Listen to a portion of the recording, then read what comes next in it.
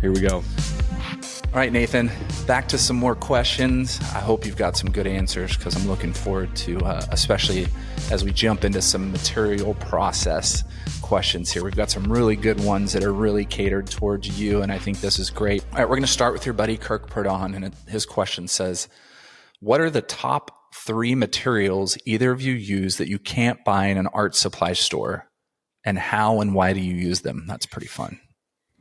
That is a fun one. Yeah, I have not seen the inside of a proper art supply store for quite some time. I should have worn my my Home Depot shirt. They gave me one the other day when I was I spent so much money there. This was for the sauna build, so that's probably why they're like, "Do you want a T-shirt?" I'm like, "Of course." Yeah. So I could talk about this for an entire episode. So I'll probably try to keep this as quickly as short as I can. Bullet points. Top 3 materials. So what I have been really fascinated with lately is I just cannot get enough of metal. And it's an interesting challenge because the type of metal, I do some metal casting. The type of metal that works for that, typically one has to pay for, like the copper. I do buy scraps from a local electrician, but I still have to pay for it.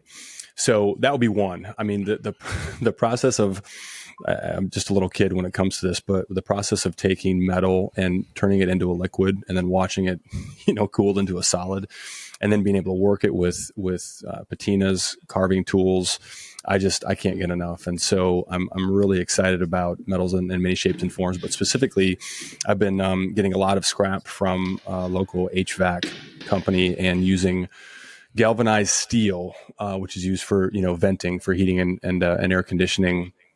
And that has been really, really fun. A lot of these materials I end up building. I feel like I had a studio visit yesterday, and I was sharing with my friend that, I have to build a relationship with these materials to really get to understand them. So my favorite material is one that I can get a renewable resource of. There's nothing worse than finding something, as I often do in construction demo bins, and I finally crack the code on how I want to use it or manipulate it, and I don't have any more. And then I got to start, diversifying my spots that I go and look in for trash. But so that would be one. Number 2, Ty, in no particular order. Sorry, number 2, Kirk, in no particular order, would be coroplast. I am absolutely in love with this material, and thankfully have a very renewable resource from some friends of mine at a local print shop that have a lot of mistakes. So this is a material, it's just corrugated plastic, but it's a material that, like, yard signs and that sort of thing are made from. It's got a lot of other industrial applications as well, but that's where they're most found. I joked about this the other day. I'm pretty sure if I'm wrong I would love to be told that I'm wrong about this, because I'd love to meet the person that would take this title. But I'm pretty sure that I'm the world's foremost expert, and I'm using air quotes here for our listeners, on how to manipulate coroplast for artistic purposes. If someone wants to join me in that, I would share some notes, because it has taken hundreds, I might be in 4 digits now, 1,000 plus hours of trying to figure out how to use this material, but it has so many applications, and I've used it as a predominant sort of foreground element in the sculptural work. I've used it as it's just an absolute blast. But if you do want to try that, just buckle up for a lot of wasted material and experiments. But as I've said before, that is the benefit. That's why I love working, and there's other reasons why I like working with discarded and trash material as well. But that's one of the things I love about it, is that it definitely makes it gives me so much more freedom. It gives anybody so much more freedom to just recklessly experiment without worrying about, oh, how much did I pay for this, canvas or paint or, proper material that certainly costs a pretty penny. I would say last on that list would be billboard tarps, also readily available everywhere, anywhere they advertise, which they probably do wherever you live. These billboards are made of very, very industrial, robust tarp, that vinyl tarp that can be manipulated in a lot of really, really fun ways as well. So that's been a reoccurring and will continue to be a reoccurring element as well. Feedbags. I get some feedbags from my local, one of my local farmer friends. Those are a blast. I could go on forever and ever. Yeah. How and why you use them. I use them because I love to take something that was discarded and discover what it could be. I love taking something that's had a past life as something else and trying to give it new life and continuously enter new materials into my sort of verbal vocabulary, or artistic rather vocabulary, to be used in a variety of different combinations and ways. Because the combination part, I mean, that's really where the magic happens for me. Is it's not just material, it's materials. How are these different characters in the play that I'm, writing in real time? How are they going to interact with one another? Are they going to get along? What's the dynamic going to be? It's great. It's great fun. So thanks for asking that. All right. He also asks, what is your preferred substrate to work on? How do you like to prepare the surface for your pieces? You want to take first crack at this, Ty? Because you're using some unique material as well right now. I mean, I 90% of what I use is I purchase through art stores for the most part. Yeah. But I do use yarn, and I do use string and things that I buy at fabric or craft stores, which isn't traditional, but it's not really from Home Depot or anything. But then I also use a lot of things like Kills primer and stuff that I'll mix with with clear gesso and paints and things, just because it gives a little bit more of a matte feel to things that I really like in my work. Yeah. And other than that, there's really not much other material wise as I'm looking around at stuff, trying to get the idea of what am I using that's not from the art store. No, most of my stuff is all from the art store. Now I'll use whiteout and different little things to, have little hints of stuff in my work and things. But other than that, I mean, I'm preparing my surface usually with clear gesso, and it could be a mix of clear gesso with primer, with a paint color, just to give it a little bit of a tint. But that's usually, if I'm not working on raw canvas, that's what I'm preparing my surfaces with. Yeah. Oh, book pages. Vintage book pages is something that I use a lot of, that I'll use as texture underneath things or existing on pieces. So that is something that is not an art store item. Yeah. Yeah. Yeah, I already spoke to it in the first part of the question, but I think for me, I'm going to reframe the question a little bit. It's not so much how I prepare the surface, it's how I finish it. That is really what I've spent the bulk of the last, 5 years, is figuring out how to take these non-art materials that in many cases have been, scraped, carved, burned away, melted. A lot of the work in process is very fragile. This actually speaks to the next one that's coming up next. But actually, you know what? I'm just going to ask the next question. They pair well together. So Susan Sainsbury asked, she loved the Ursula von Ridingsgard episode. Thank you. Go check that out if you've not listened to it yet. Yeah, that was really cool to hear her response to that. So since you're using a lot of found materials, are you considering the archival quality? I hear a lot to be mindful of this, wondering your takes on it. So yes, I think about that a lot. And again, pairing with Kirk's question, for me, it's all about how I finish the work. So I've, over a lot of time and trial and error and pain and frustration, figured out how to finish the work. And I use a product, it's a polyaspartic product that basically provides a clear exoskeleton around everything. So, Kirk, I'm not really thinking about how I prepare the work or prepare the surface. It's all about how I finish it so that it is, very, very archival, and it's UV stable, non-yellowing. And so it's pretty bulletproof, when it all gets said and done. People always come in and I just want to touch it. I say, go right ahead. It is bulletproof. You can toss it around. I have. It'll stand up. So that's how I think about it. But Ty, I'd like to hear you speak about just that archival element of that question as well. Yeah, I always advise artists, and I say in the beginning, don't worry about being archival.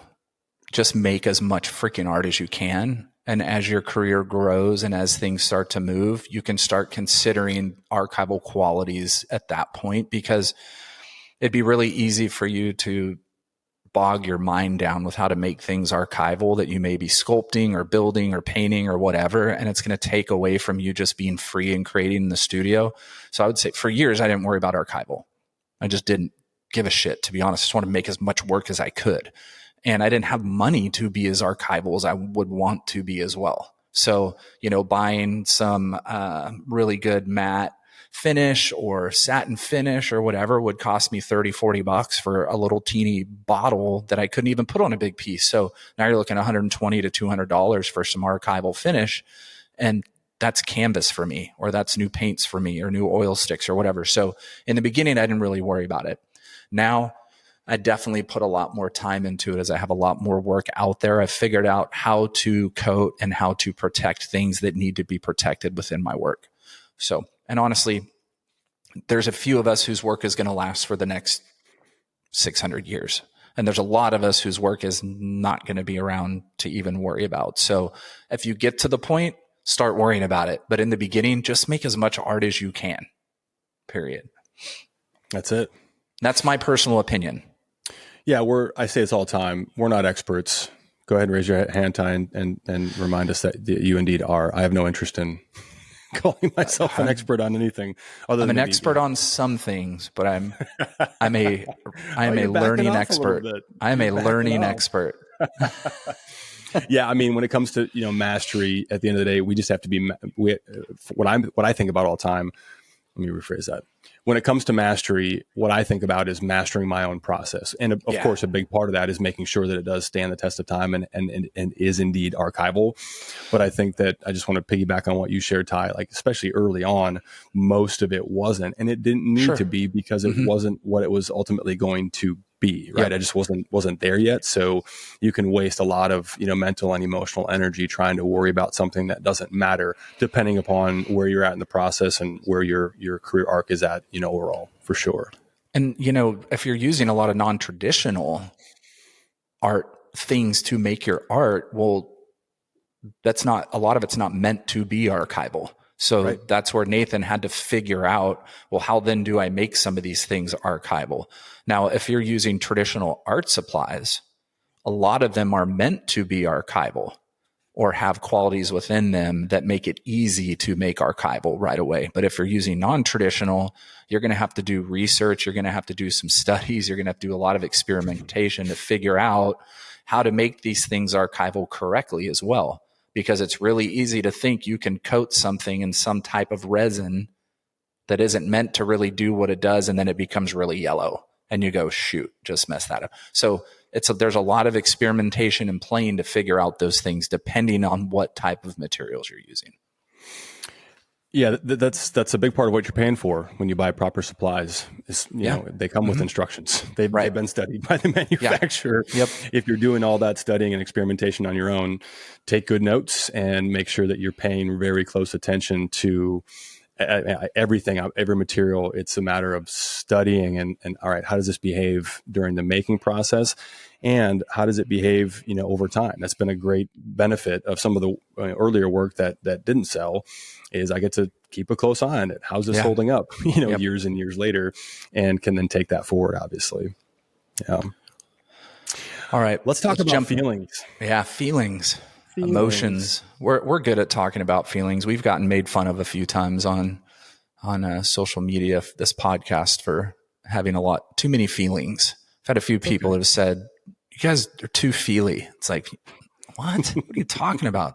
Maybe you need to go get a charge of your feelings. I try not having them, and it just didn't work out. Almost every day I have some for sure. Well, let's jump into Flux Art Studios question. Tammy Hammond. Tammy asks, how do you push through fear and self-doubt? How do you overcome or move through a creative block? So we'll give some short answers here, but my big suggestion would be to go listen to our 3-part series on the book Art and Fear, where we really, really dive into those things in a lot of big ways and a lot deeper than we could answer in just answering your question. So Nathan, you want to jump at it? Yeah, well, I think, I'd like to start with just identifying that idea of a creative block. And I think that this comes back to really being intentional and conscious of the agreements that we make with ourselves, the things that we agree to be true and hold as a thing that exists. I choose and have chosen to not acknowledge the possibility of a creative block because I don't feel like that is a belief that benefits me. If I'm thinking about, is it, if I'm always looking over my shoulder, is this the moment? Am I in a blocked, moment? I don't want to be thinking about that. I don't want to be looking in my rearview mirror, for potential threats that probably aren't really there. And so the answer, though, to the question, regardless of what your belief or opinion on that might be, How do you overcome or move through? Keep working. The work always leads to the next thing. Always. So not working because we're inspired, because we're motivated, or, flying high or in flow. Those moments are fantastic when they come. They're amazing. And, when they come, it's thank you. Okay. Try to keep it going, for as long as possible, but we need to acknowledge that those moments are brief, they're fleeting, and they are not to be depended on. So whether we feel like it or not, whether we feel creative or not, the act of being in the creative process, the act of making is what always, for me anyway, always leads to that next aha moment, the next breakthrough. Yeah. Each of those things that you've asked in your question are all resistance.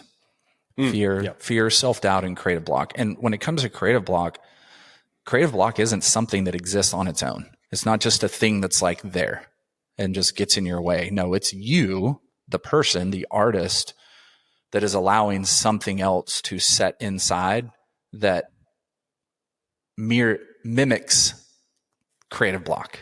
Like I personally do not think creative block exists. I think that's just another false myth of people that people have put out into the creative world when they have other exterior things that are affecting their energy in the studio, their energy when they're creating or writing or whatever they're doing with their artistic endeavor. So I would say, if you just keep working, like Nathan said, I mean, and I know there's moments where you go into the studio or you go to make something, nothing feels good at all and you don't want to do it, or you feel like nothing can come out. Well, just freaking start scribbling. Do a still life. Jerry Saltz always says, do something different. Do something you don't usually do and let it bring you back. Draw your studio, sketch your studio while you're sitting in there, sketch your house, go sit outside, do some plein air, draw some trees. Well, I'm an abstract artist. Well, so what? Do something that gets your mind back into focus for where you're going. And listen, we all have a million things in life that are going to affect us in the form of resistance that is really easy to tell ourselves, oh, I've got creative block. I can't come up with anything. Well, it's because of all these exterior things that are pushing in on you and causing you to find something to get in the way of why you're not really making work. So I would just say, just make, read. I don't know, go sketch, go do something that's different that will bring you back into where you want to go. Yeah, and this may be just a matter of semantics and the reframe that we've agreed to, but if we just reframe creative block with moments when things aren't working, then I think it's really helpful for me anyway to just acknowledge that these moments are going to happen. They are a necessary, just a natural component of this whole deal that we've agreed to, pursue. And so I think a lot about, am I being a bison or am I being a cow?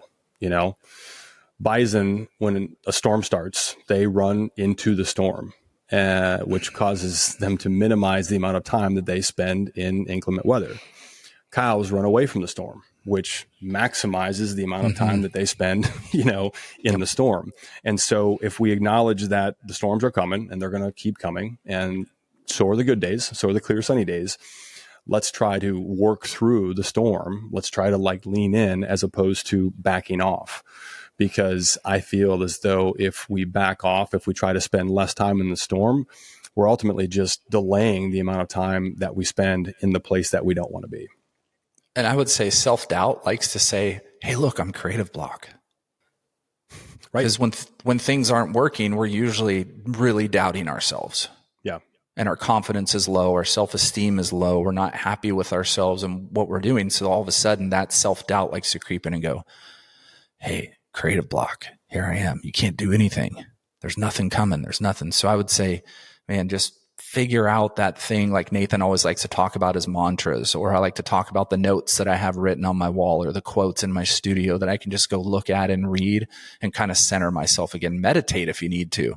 Spend some time in silence, just like clearing all those thoughts out of your head, and then just go make work. Force through the difficult time by making, and it will always take you right back to where you should be.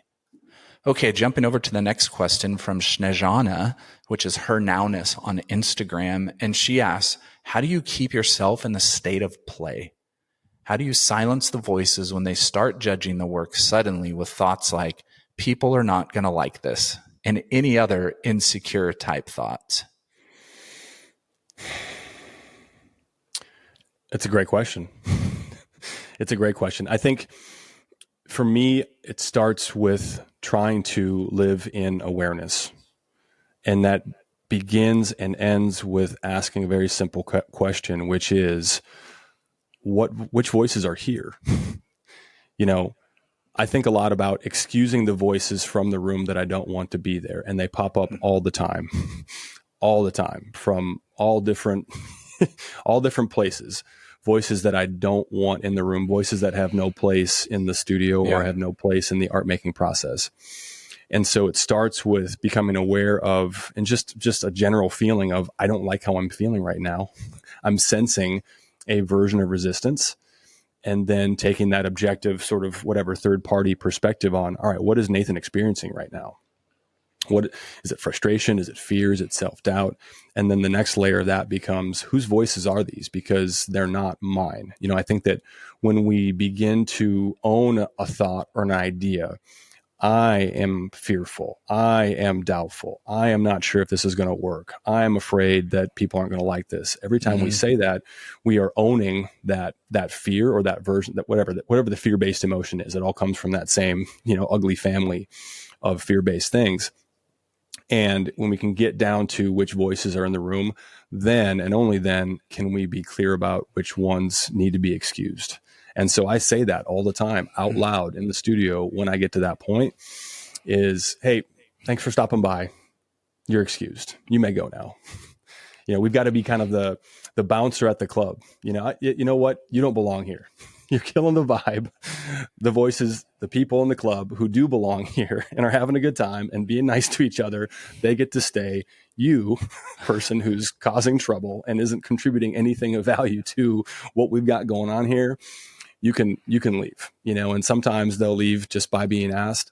Sometimes you've got to have the big, bulky bouncers that are willing to grab somebody by the shoulder and sort of, escort or carry them out. Whatever's required, but that's the move, for me is becoming aware what's here, does it belong? And immediately when I recognize a voice, a feeling that doesn't belong in the room, asking it to leave. You may go now. If anybody of you has seen the film Inside Out, the animated film came out a few years ago, I need an inside out of Nathan's head in the studio. I would love that. There aren't enough characters I would love in that movie to represent everybody. Although actually, when you really, that's a great example. There probably are, because it really does come down to, anger has a lot of different, masks and faces that it puts on, but ultimately, we know what it is. Fear, same thing. That's funny. Yeah. I would say I've done a lot of self-work over the years that has really helped me get into the place where I'm constantly in the state of play. Like, I just am so focused and so confident in my work at this point and where I'm going and what I want to do with it, that I feel like I'm always in that state of play. I haven't felt out of a state of play in a long time, to be honest. Even with work that didn't work out over a long period of time, I've still stayed confident in that state of play. And I think for me, that's number one. It's just getting older and gaining wisdom from knowledge and experience over the years.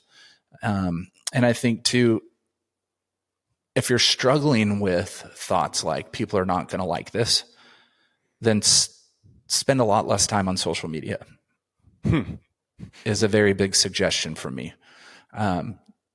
Post on Instagram.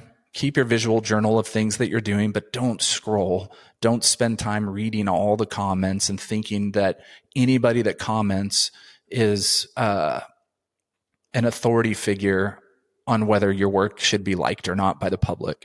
I think that's something that is extremely distracting for us as artists today. And so I've really, over the last year, I've spent a lot less time scrolling on Instagram and focusing on what people may or may not be saying about my work. I use it as a journal. It's just a visual journal, and it's a place for me to connect with other artists and talk. I take no authority from the likes, the dislikes, the non-likes, the viral videos, the non-viral videos for where my work's going. So I really think that would be helpful. for all artists. Yeah, Ty, I love that you talk about what I heard, and I just want to really like highlight what I heard you just say for all of our listeners. You know, you said it perfectly, but play even when it doesn't work. And to me, to really break that down, that really does come back to prioritizing the process over the result. Yeah. Oh, yeah. Mm-hmm.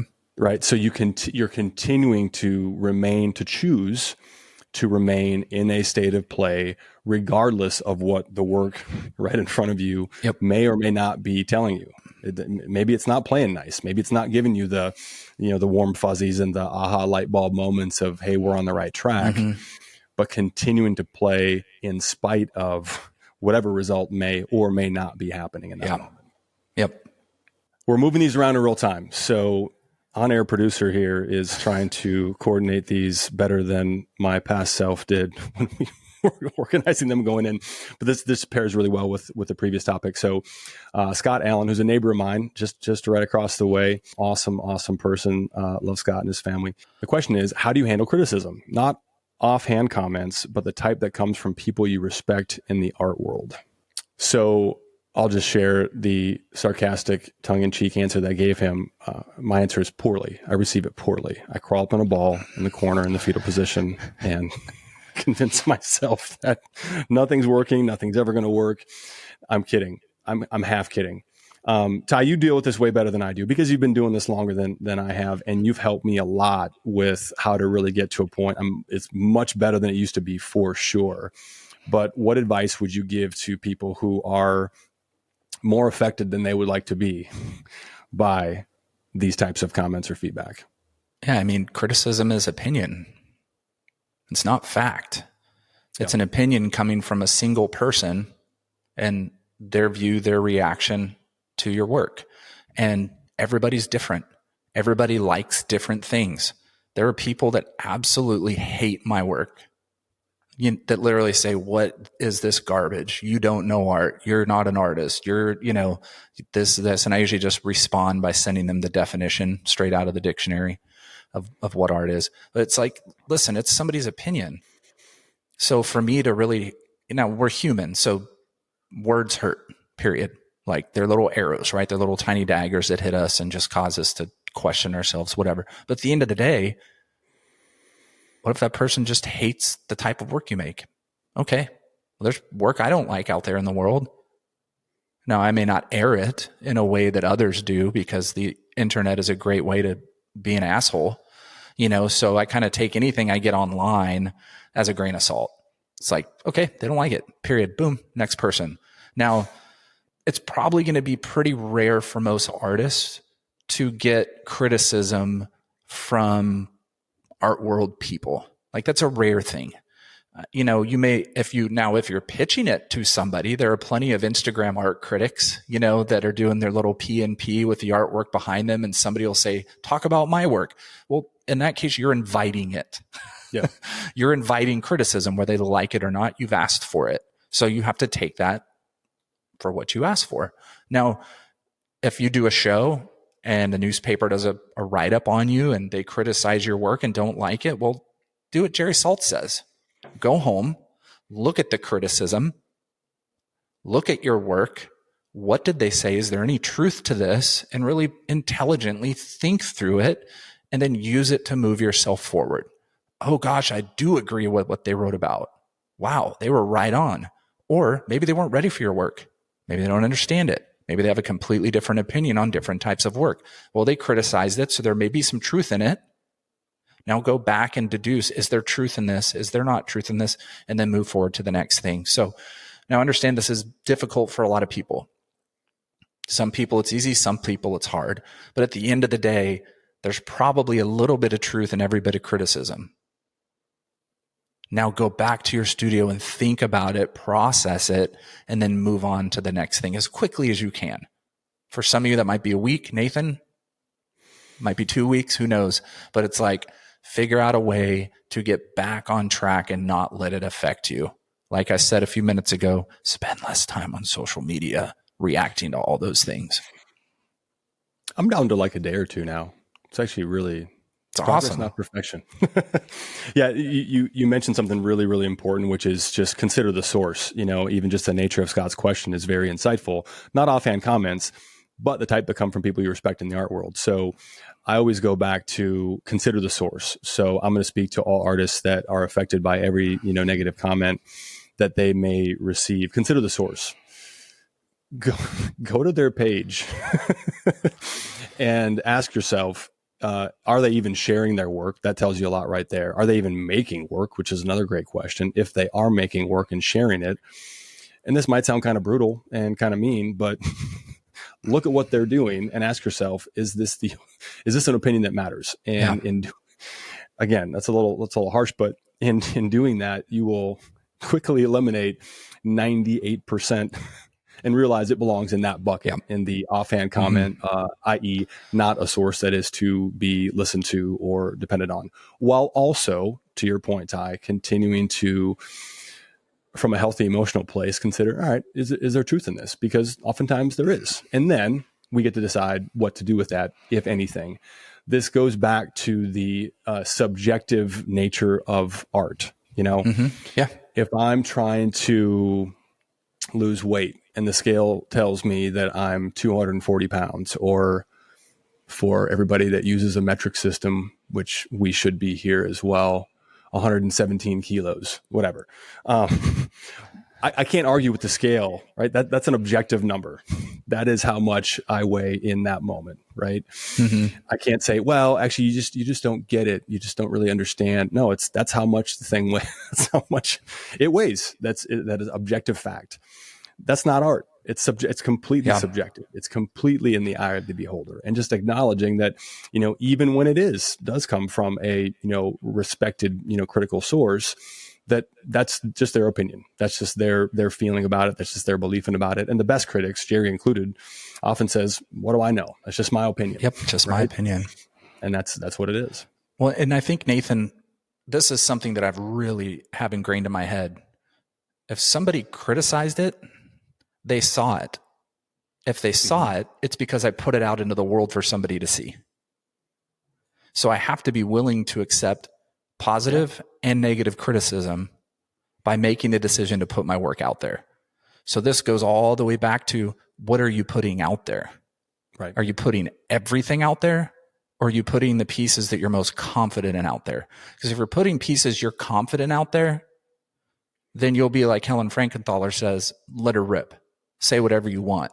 Because I'm so confident in the work that I'm putting out there that if you criticize it negatively, it doesn't matter to me. And before our metric system using audience corrects me, I'm aware 240 pounds is way closer to 109 kilos, not 117. Way to search it real quick. Yeah, I totally did. I was fact checking myself. All right.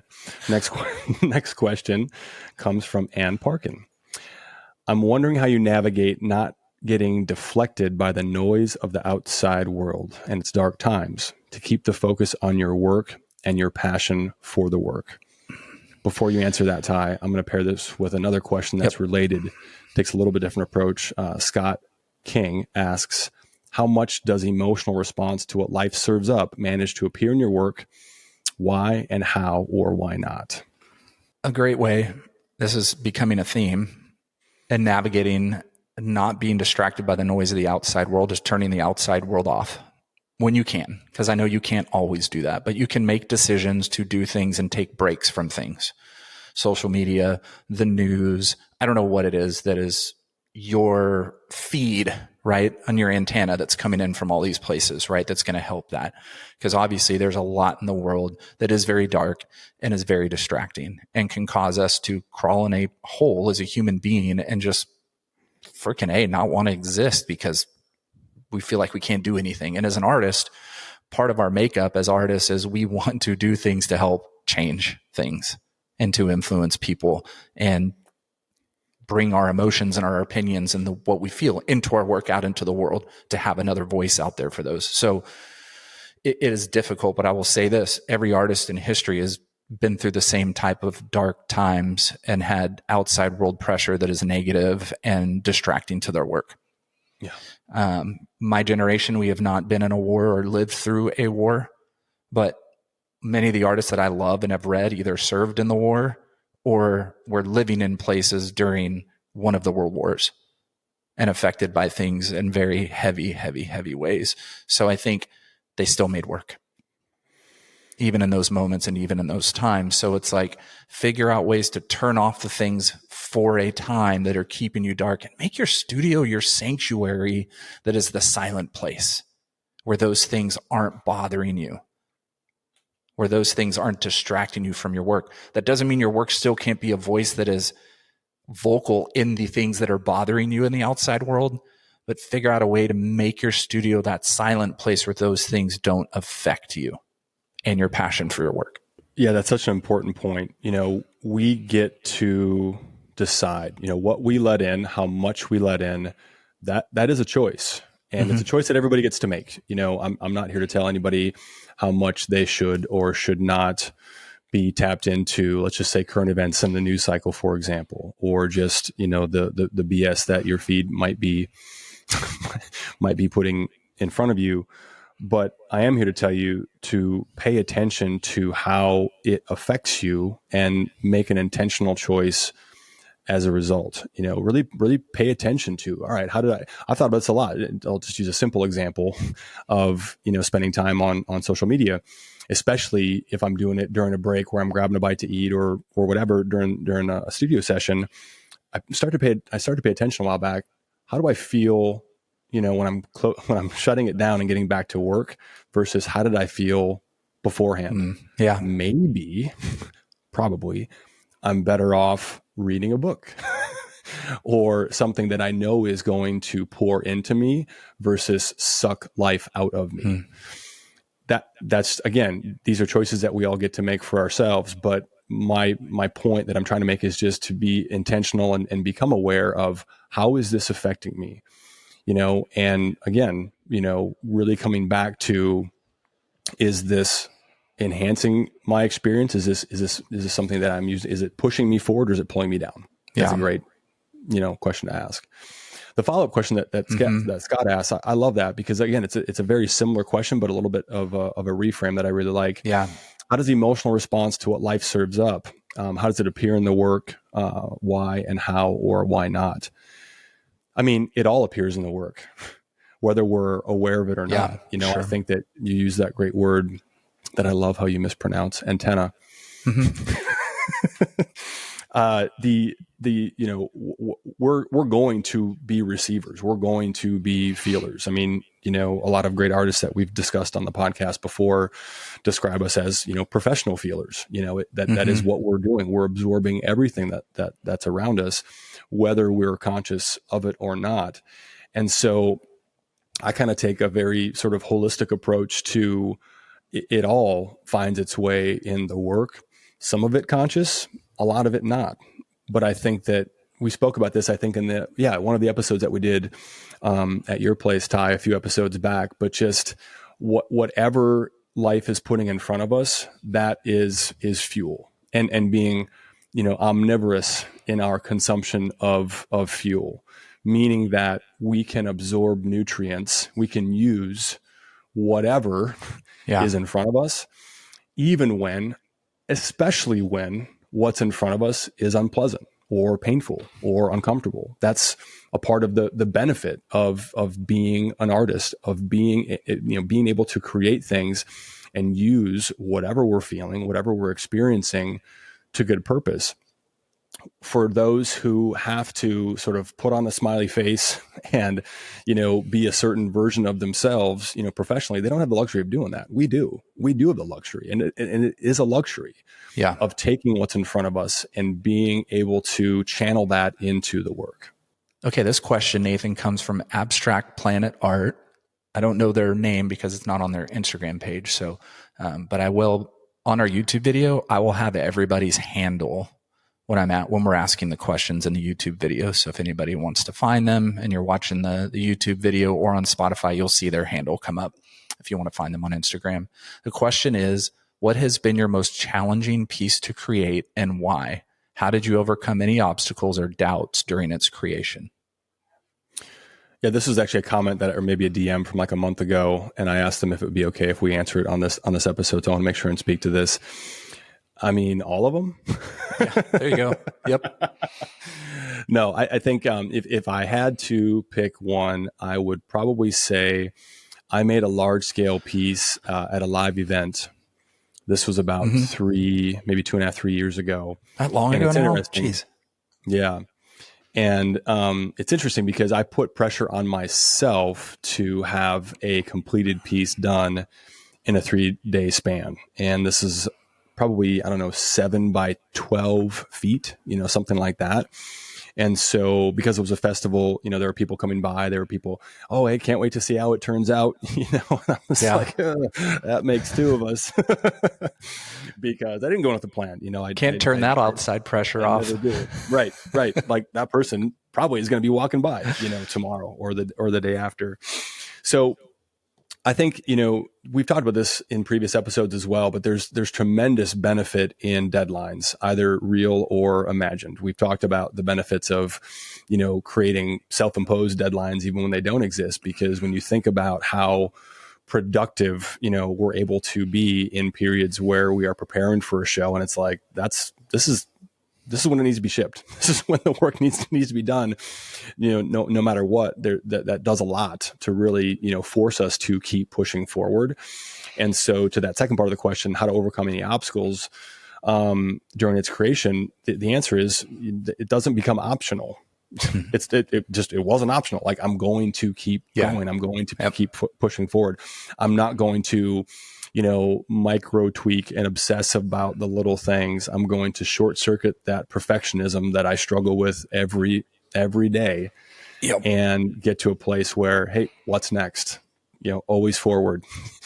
And it's funny because I didn't think of this until this moment, but this piece actually hangs in a business that I frequent. Friend of mine, it's where I do my sauna and breath work. It's a place called Sauna Strong in Minneapolis. So go check it out. DM me if you want to meet me there for a session. But it hangs in the lobby there, and so I see it way more than probably anything I've ever made. I see it when I'm in a different place or a different mood, different times of day, different lighting. I've spent a lot of time looking at that thing.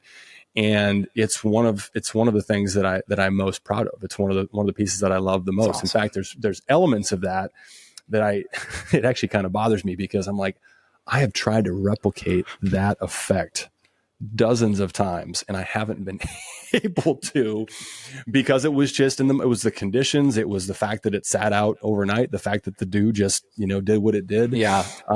So many different environmental factors that probably contributed to, what I'm referring to specifically, but it's what's next, always forward. That's the solution. I don't really have like a most challenging piece to create, but I have moments that are most challenging for me to create in. And it's usually, there's two times. There's one when I'm jumping to a brand new body of work, new ideas, new elements, new materials and things. It's really challenging in that start, because I know where I want to go, but I have no idea what I'm really doing or going with yet. So getting that first few pieces kind of in a spot where I'm moving in is really challenging. And I love it. I love that challenge. The next one is, once I get rolling on that new body of work, there's a point where point A starts out one way, and all of a sudden it really starts to morph into something else, maybe halfway through that. And that's where the work is telling me to go down the road. I get these future ideas in my head, and then it gets challenging to stay my course and not try to jump ship and go to where all the new ideas are leading me. So those are the two things that are really tough for me. So we talk about it all the time. That's where journaling really comes in handy for me. So I can start really writing down all these new ideas, stay on track with where I'm trying to go and tell, and really start to kind of put these other ideas in the parking lot for later. We've got a series of 3 questions to end our emotions side and our feelings side from Carly J. Hall. And we'll just go through these one by one, Nathan. The first one, she asks, what part of your process feels the most like worship to you, even if you wouldn't call it that? Carly is a friend from real life that I've known since high school. So thank you, Carly, for the questions. These are great. I would call it that. And I think it's all of it, the part of creating, the process of making art. It really is a microcosm of life itself. where it's everything. And regardless of what your, belief system or spiritual practice may or may not be, our beliefs, broadly speaking, apply to hopefully apply to every aspect of our lives. So all of it feels like worship. All of it feels like, communing with my creator in a way that is a very fundamental part of the process for me, because it's another way for me of getting out of my head and surrendering myself to the work, surrendering myself to the process, surrendering myself to something greater than me. And when the work comes from that source, it's always going to be better than whatever sort of self-engineered, self-manufactured thing that I could, come up with on my own. I love that. And yeah, I mean, for me, I call my studio my sanctuary and my playground, right? I'm a very deeply spiritual person, very worshipful person. And for me, there's every ounce of what I'm doing in the studio is worshipful for me. I mean, there's just nothing like it that I've done in life. I mean, there are feelings I get when I'm making art that feel the same as me standing in the Grand Canyon and just going, wow, and having that awe moment of like, there's just something that hits you inside that is so spiritually deep and attuned to something when you're in a moment, whether that is standing on the cliffs over the ocean or looking at full-blown Milky Way in Big Bend State Park in Texas, and you're just like, what? And you just feel it inside, that buzz, that chills go. Like, I have those moments in the studio every day when I'm making art. Like, how can that not be worshipful? Like, there's just something that exists when I'm doing and being the person I'm created to be. And whether it's silent, whether I have music on, whatever, I open the doors and I walk into this space and just something feels so real and alive and true that I can't escape it. What you're describing is gratitude. That's what I'm... Sure. That's what I'm taking from that. And I'm actually going to address a question that we were going to skip also from Carly, but Sorry, Carly. The emotion, she asked some great questions. We're going to address two more in a moment, but she asked what feeling or emotion, do we chase during our time in the studio? And that's, for me, that's it. It's if I can get back to gratitude, even when things aren't working, which is most of the time, to be, the frustration, all of it. This isn't working. This is all crap, blah, blah, blah. Yeah, but I get to do this. Like, this is amazing. I get to make something today that I've never made before. It might not be good. It might be the best thing I've ever made. And it doesn't really matter if I'm prioritizing process over result, but it's just that feeling of like, wow, I get to do this. I get to be in this place where I get to be frustrated. I get to have things not work. That in and of itself is something to be thankful for. Well, and the definition of worship is an act of devotion, showing reverence or giving honor to a deity or some sacred being, whatever it may be for you, like through a variety of activities, whatever it is. And it's like, gratitude. And for me also, there's also a part of understanding. Like when I'm in the zone and I'm making art and this worshipful act for myself, and I'm searching for understanding amidst that. There's like this communion that's happening between myself, the work, just the spiritual energy that's coming from what I believe. And I'm searching for understanding. And this also goes back to the question of shutting off the darkness in the world and those things that are just pounding you in every way. Like, I'm turning those things off, but I'm also searching for understanding in it.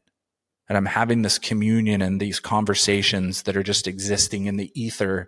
And I'm asking my whys and my hows and and I'm hoping that all of those things come out through my work as well, because of that communion, because of that meditation and those moments I'm having with myself and the work and what just exists all around me.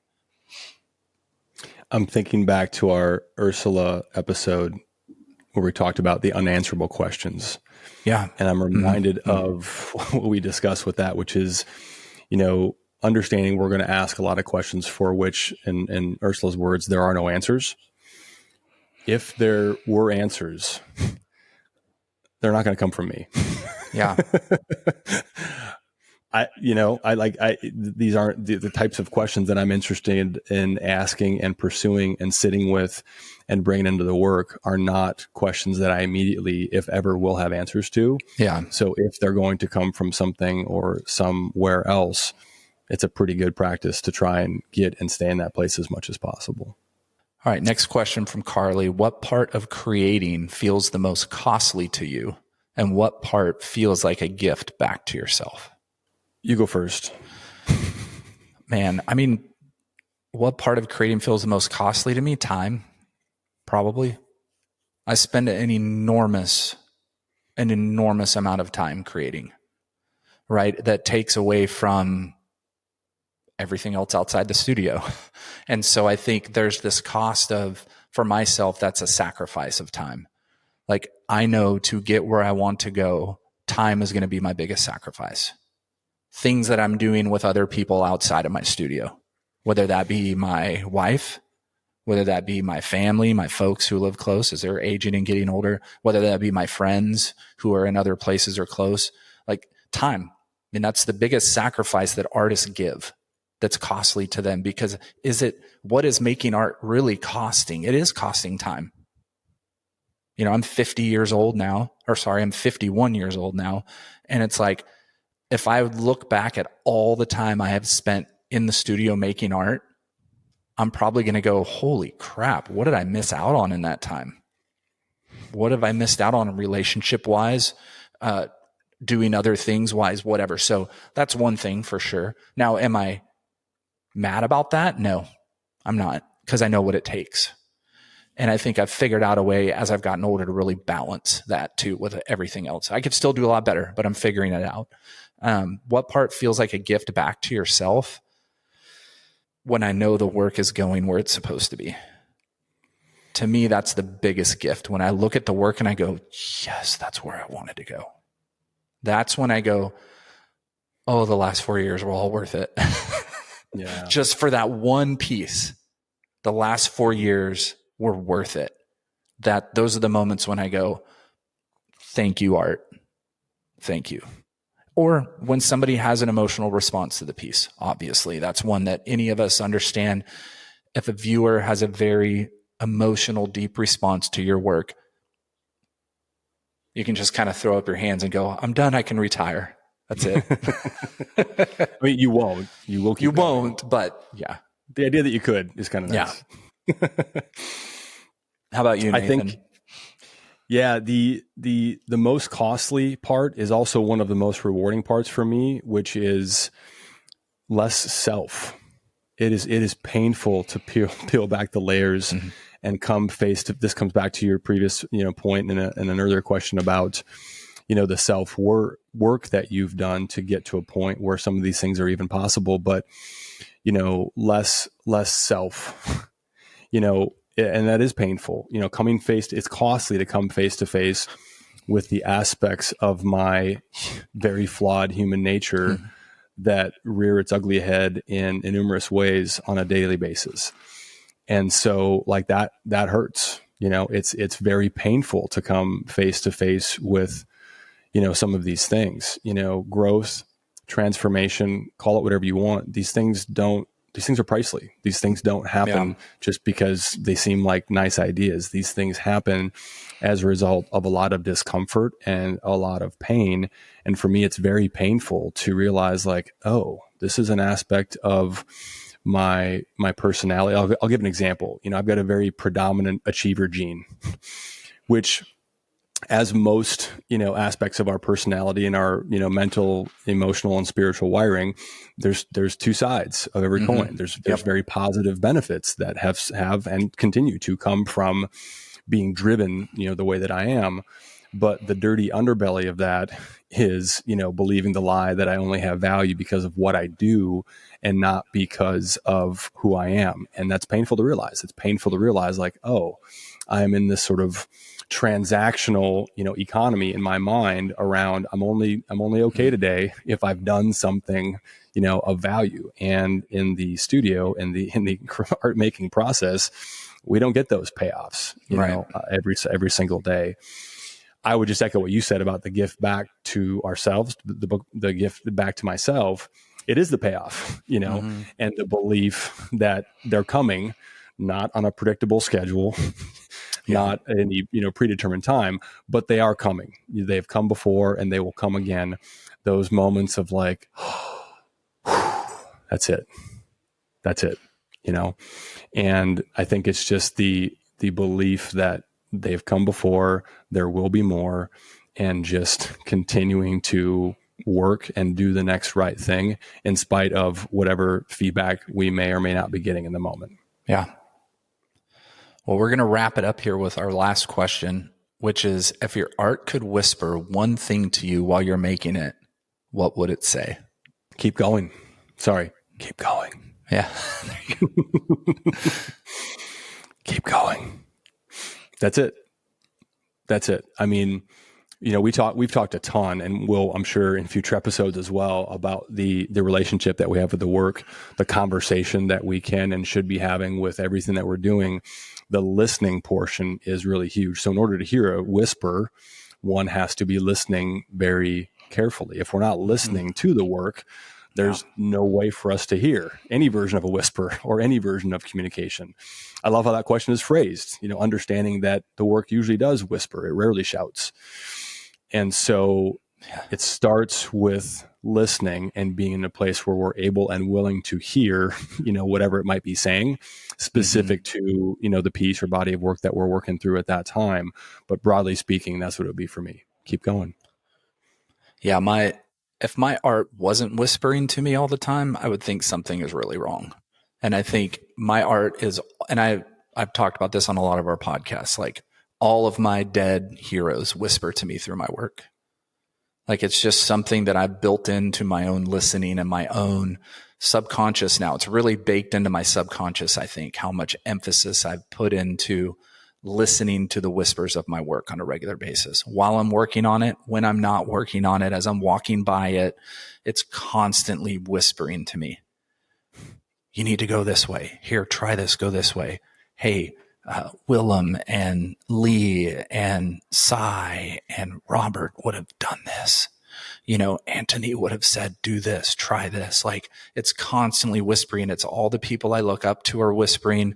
I mean, there's moments where I have my friends talking to me in my head because I know what Nathan would say and what V would say and what Eric would say and what Jane would say, so it's like in my head, I've got all these different opinions and voices and whispers that the work is constantly just like, just throwing things at me. But that's something I've baked into to also help me shut out everything else, fight resistance, not let those other things come in and influence my work in my studio. And man, I put a lot of time into that meditative focus on letting the work whisper to me where she's going, where she wants to go, where she wants me to go back to or move forward to. So, spend some time this week in your studio or your space, just listening. Do it. Just get a journal out or just sit by yourself, get a cup of coffee, cup of tea, glass of wine, whatever. Just sit, look at your work, ask it questions in your head, let it whisper to you, but just take some time doing that this week. And I think it'll help with all those other things that may be bogging you down in this dark time and economic hardships and all these other things that we're all somehow or some way struggling with as artists and as human beings. And maybe it'll help you kind of reflect back on and be able to move forward with your work.